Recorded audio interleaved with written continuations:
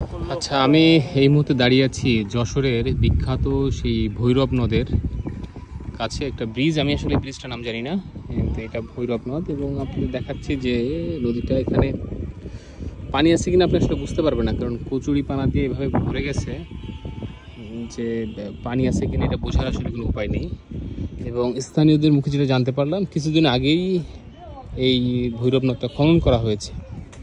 So খনন করার পরেও যদি এই অবস্থা থাকে তাহলে আসলে উপকারটা কি হয়েছে, অথবা এখানে যদি নৌযান চলাচল করতেই না পারে, কৃষকরা যদি এখান থেকে পানি উত্তোলন করে পানি ব্যবহার করতেই না পারে, তাহলে আসলে আলটিমেটলি লাভ কী হলো? সরকারের শত শত কোটি টাকা দিয়ে এই ভৈরব নদ খনন করেছে। পানি আছে বোঝা যাচ্ছে, পানি হালকা স্রোত মনে হয় আছে বা ফ্লো থাকতে পারে, জানি না, এখান থেকে বোঝার উপায় নেই। কিন্তু যত দূরেই চোখ যায় দেখা যাচ্ছে কচুরিপানা দিয়ে ভরে গেছে।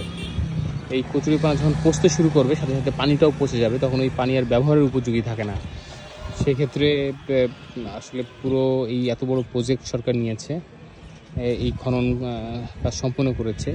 খনন কাজ সম্পূর্ণ করার পরে যদি এভাবে আবার সেটি ভরে যায়, তাহলে আলটিমেটলি কোনো লাভ নেই। তো কর্তৃপক্ষ যারা আছেন অবশ্যই এই বিষয়টির দিকেও নজর দিবেন, তাহলে হয়তো বা সাধারণ মানুষের যে উপকারের কথা চিন্তা করে সরকারি প্রকল্পগুলো নেয়, সেটা আসলে বাস্তবায়ন হবে বলে মনে হচ্ছে। ধন্যবাদ সবাইকে।